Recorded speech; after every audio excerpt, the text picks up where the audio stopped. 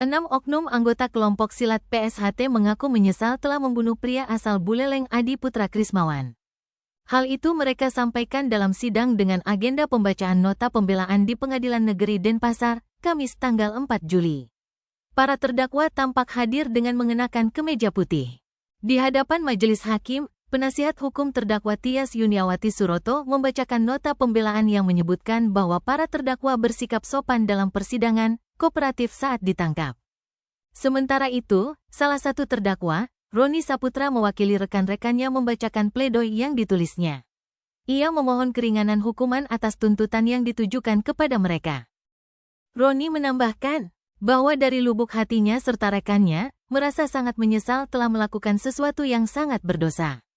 Ia berjanji dan bersumpah bahwa perbuatan ini menjadi yang pertama dan terakhir yang dilakukan. Setelah penyampaian nota pembelaan ini, sidang akan dilanjutkan dengan agenda pembacaan putusan pada tanggal 18 Juli tahun 2024 mendatang. 6 orang terdakwa yang merupakan anggota kelompok silat PSHT dituntut dengan hukuman penjara 17 tahun penjara atas kasus pembunuhan terhadap pria bernama Adi Putra Krismawan di Pengadilan Negeri Denpasar, Kamis tanggal 27 Juni.